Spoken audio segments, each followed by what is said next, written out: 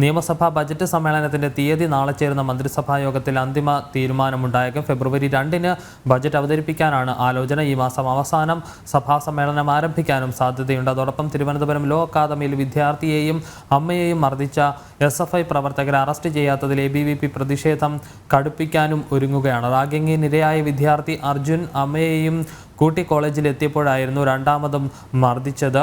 ഇതുമായി ബന്ധപ്പെട്ട വാർത്തകളും ഇന്ന് തലസ്ഥാനത്ത് നിന്ന് പ്രതീക്ഷിക്കുന്നുണ്ട്. ആദ്യം ടിൻഡു, ഈ നാളെ മന്ത്രിസഭാ യോഗം ചേരുകയാണ്. നിയമസഭാ സമ്മേളന തീയതി നാളെ തീരുമാനിക്കാനുള്ള ഒരു സാധ്യതയുണ്ട്. കാരണം ഈ സമ്മേളന തീയതി ഗവർണറെ അറിയിച്ച് ഗവർണർ അനുമതി നൽകി 2 ആഴ്ചയ്ക്ക് ശേഷമേ സമ്മേളനം ആരംഭിക്കാൻ സാധിക്കുകയുള്ളൂ. ഈ മാസം അവസാനത്തോടു കൂടി നിയമസഭാ സമ്മേളനം ആരംഭിച്ച് ഫെബ്രുവരി 1-ന് നയപ്രഖ്യാപനം, 2-ന് ബജറ്റ് എന്ന രീതിയിലാണോ സമയക്രമം നിലവിൽ ഒരു തീരുമാനത്തിലേക്ക്, ഒരു ധാരണയിലേക്ക് സംസ്ഥാന സർക്കാർ കൊണ്ടുവന്നിട്ടുള്ളത്? തീർച്ചയായും വിഷ്ണു ശർമ്മ, ഈ മാസം 25-ാം തീയതിയോടുകൂടി തന്നെ നിയമസഭാ സമ്മേളനങ്ങൾ ആരംഭിക്കാനാണ് സർക്കാരിന്റെ തീരുമാനം. അതുമായി ബന്ധപ്പെട്ട് നാളെ നടക്കുന്ന മന്ത്രിസഭാ യോഗത്തിൽ ഒരുപക്ഷെ തീരുമാനമുണ്ടായേക്കും.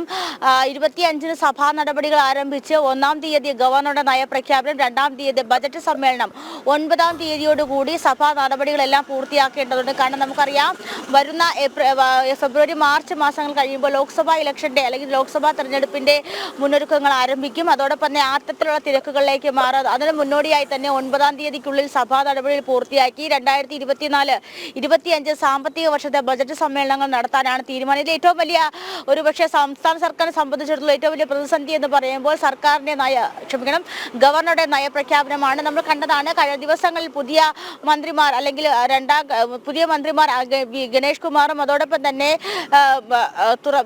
പുതിയ മന്ത്രിമാർ ചുമതലയേറ്റ സമയത്ത് സർക്കാരും അതുപോലെ തന്നെ ഗവർണറും തമ്മിലുള്ള ഒരു പോരിനുള്ള പുതിയൊരു തുടക്കം തന്നെയായിരുന്നു. അല്ലെങ്കിൽ അവരുടെ നിലപാടുകൾ എങ്ങനെയാണെന്ന് ആ വേദിയിൽ തന്നെ കണ്ടതായിരുന്നു. കടന്നപ്പള്ളി രാമചന്ദ്രനും ഗണേഷ് കുമാറിനും ബൊക്കകൾ കൈമാറിയതിനു ശേഷം ഗവർണർ മുഖ്യമന്ത്രിയുടെ മുഖത്ത് പോലും നോക്കാതെയാണ് രാജ്ഭവനിൽ നിന്നും പുറത്തേക്ക് വരുന്നത്. അതിനുശേഷം മുഖ്യമന്ത്രിയും മറ്റു മന്ത്രിമാരും രാജ്ഭവൻ ഒരുക്കിയ ചായ സൽക്കാരം നിരസിക്കുന്നു തുടങ്ങിയ പ്രശ്നങ്ങളൊക്കെ ഇപ്പോൾ പരസ്പരം നേർക്കുനേർ കാണുകയാണ്. നമുക്കറിയാം, ഇന്ന് ഇടുക്കിയിൽ ഗവർണർക്കെതിരെ സർക്കാരാണ് ഭൂപകുതി റവന്യൂ ബില്ല് ഒപ്പിടാത്തത് ഗവർണർക്കെതിരെ ഇടുക്കിയിൽ LDFന്റെ നേതൃത്വത്തിൽ സർക്കാരിന്റെ നേതൃത്വത്തിൽ തന്നെ ഇടുക്കിയിൽ ഹർത്താൽ പ്രഖ്യാപിച്ചിട്ടുണ്ട്. അതോടൊപ്പം തന്നെ ഇന്ന് ഗവർണർക്കെതിരെ LDFന്റെ നേതൃത്വത്തിൽ രാജ്ഭവൻ മാർച്ച്. അങ്ങനെ സർക്കാർ ഗവർണർക്കെതിരെ പല ഘട്ടങ്ങളും പല രീതിയിലുള്ള എതിർപ്പുകളും ഉണ്ടാക്കിക്കൊണ്ട് അല്ലെങ്കിൽ ഗവർണർക്കെതിരെ ശക്തമായ കരുനീക്കങ്ങൾ നടക്കുമ്പോഴാണ് ഗവർണറെ അനുനയിപ്പിക്കാൻ വേണ്ടി അല്ലെങ്കിൽ ഗവർണറുടെ അനുവാദത്തോടു കൂടി ഈ നയപ്രഖ്യാപനം നടത്തുക എന്നുള്ളത് തന്നെ ഒരു വലിയൊരു പ്രതിസന്ധിയാണ് സർക്കാരെ സംബന്ധിച്ചിടത്തോളം. പക്ഷേ സർക്കാർ അടുകിട പോലും അല്ലെങ്കിൽ സർക്കാർ ഒരു ചെറിയ ശതമാനം പോലും ഗവർണറിലേക്ക് വിട്ടുകൊടുക്കാൻ തയ്യാറല്ല. ഗവർണർ അതിൽ നിന്നും ശക്തമായ നിലപാടാണ് സ്വീകരിക്കുന്നത്. സർക്കാരിനെതിരെ കഴിഞ്ഞ ദിവസങ്ങളിലൊക്കെ നമ്മൾ കണ്ടതാണ്, ശക്തമായിട്ടുള്ള ഭാഷയിലാണ് പല ഘട്ടങ്ങളിലും ഗവർണർ പ്രതികരിച്ചത്. കഴിഞ്ഞ 11 മാസങ്ങൾക്ക് മുമ്പ് നയപ്രഖ്യാപനം നടക്കുന്ന സമയത്ത് പേഴ്സണൽ സ്റ്റാഫിന്റെ അംഗങ്ങളുമായിട്ടുള്ള ബന്ധപ്പെട്ട വിഷയങ്ങളിൽ നയപ്രഖ്യാപനത്തിൽ നിന്നൊക്കെ ചെറിയ കല്ലുകടികളൊക്കെ നമ്മൾ കഴിഞ്ഞ വർഷവും സമാനമായ രീതിയിൽ കണ്ടതാണ്. അതിനുശേഷം സർക്കാരിനെതിരെ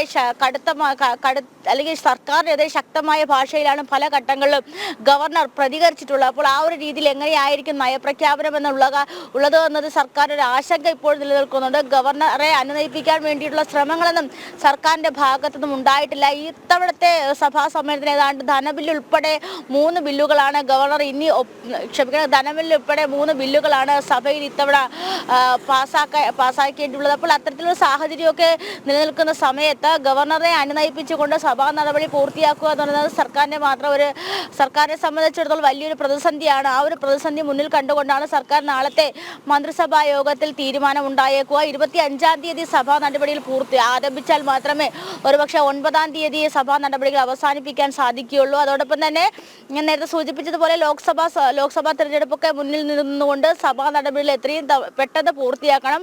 അതിനായി ഗവർണറെ അനുനയിപ്പിക്കേണ്ടതുണ്ട്. അത്തരത്തിലുള്ള ശ്രമങ്ങൾ സർക്കാരിന്റെ ഭാഗത്തുനിന്ന് ഉണ്ടായിട്ടില്ല. ഇനി ഗവർണറുടെ ഭാഗത്തുനിന്നുള്ള നയപ്രഖ്യാപന പ്രസംഗമാണ് രാഷ്ട്രീയ കേരളം ഒരുപക്ഷെ ഈ പുതിയ മന്ത്രിമാർ അധികാരത്തിൽ ഏറ്റതിനു ശേഷം ഒരുപക്ഷെ ഗവർണറും സർക്കാരുമായിട്ടുള്ള സർവകലാശാല വിഷയങ്ങളുമായിട്ടുള്ള പോര് കടുത്തു നിൽക്കുന്ന സമയത്തും ഒരു രാഷ്ട്രീയ കേരളം ഉറ്റുനോക്കുന്നത് ഒരുപക്ഷെ ഗവർണറുടെ ബജറ്റ് സമ്മേളനത്തിന് മുന്നോടി അല്ലെങ്കിൽ നിയമസഭാ സമ്മേളനത്തിന് മുന്നോടിയായിട്ടുള്ള നയപ്രഖ്യാപനമാണെന്ന് നമുക്ക് മനസ്സിലാക്കാൻ സാധിക്കും. വിഷ്ണു ശർമ്മ.